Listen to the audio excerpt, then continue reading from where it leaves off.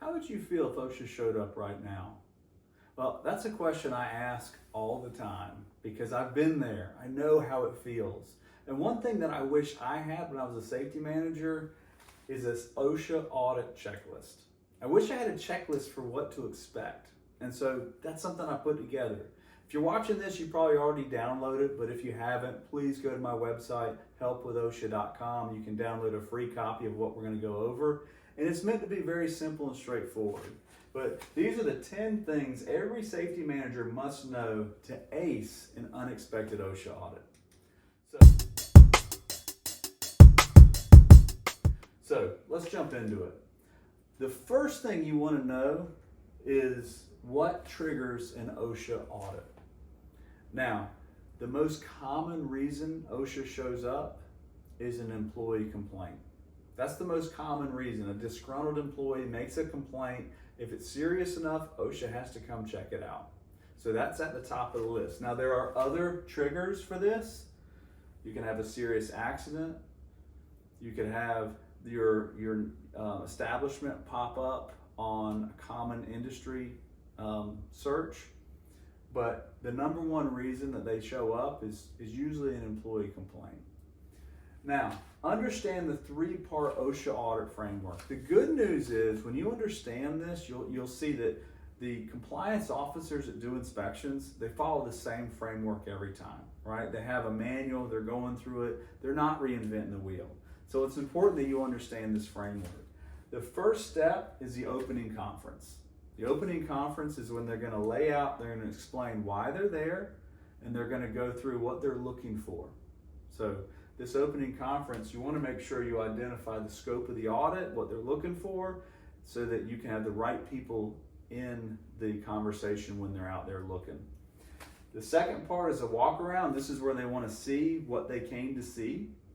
So they're going to want to see the hazard that was on the employee complaint, if that's what brought them in. And number three, the closing conference. This is where we're going to take notes on any key findings that came up, because this might be the closing conference, but this is just the start of the citations and the fines and the possible negotiations that need to take place. So we want to identify what did they find, what are they looking at, and then they're going to go back to their boss, back to the regional office, and they're going to find out exactly what actually they can pin on you when it comes to a citation. So remember, they're not your friend, okay? That's one of the problems. OSHA's not there to be your friend. They're not there to hand out trophies. They're there to find problems. So you want to do your best to make sure you understand what they found so we can get it fixed right away. After they leave, communicate with your team. One of the biggest mistakes companies make is they don't actually communicate with their employees what happened. It should not be a secret, okay? If they found problems, they're going to actually make you post information near the problem so employees in that area know about it. That's one of the requirements. So there's no point in keeping secrets. You want good communication with your team and good communication with OSHA. The worst thing you can do is stick your head in the sand and pretend like it didn't happen, okay? Believe it or not, I see that happen every now and then. It doesn't work. Who is your company's gatekeeper? So who is the person that's going to be the first person that OSHA meets when they walk in the door? Typically it's a receptionist. You want that person to know what to do when OSHA comes in. Who do they need to contact? Who needs to be in the opening conference? Who should they call? Do they need to call the owner of the company? And if it's not a good day, right? If there's all kinds of things going wrong and you just know this isn't a good day, it's within your rights to push the OSHA inspection back. Not necessarily the best thing to do, doesn't always make them happy, but you can not allow them in. So that's something to keep in mind. What is the informal conference and how to use it? This is at the end of the closing conference. So the informal conference is what you want to do to be able to go in and negotiate what they found. So this usually happens a few weeks after the initial audit, and it's a great way to understand exactly what's going on and negotiate down your fines. It also gives you a chance to go in and explain to them what you've done to fix the problems. How to negotiate and eliminate fines. This is all about how you fix the problems, because you're going to come across some things that they find and you go, that's that's not even real. That's not real. That's a bogus citation. We're not doing that. You know, and you might have to negotiate and argue it.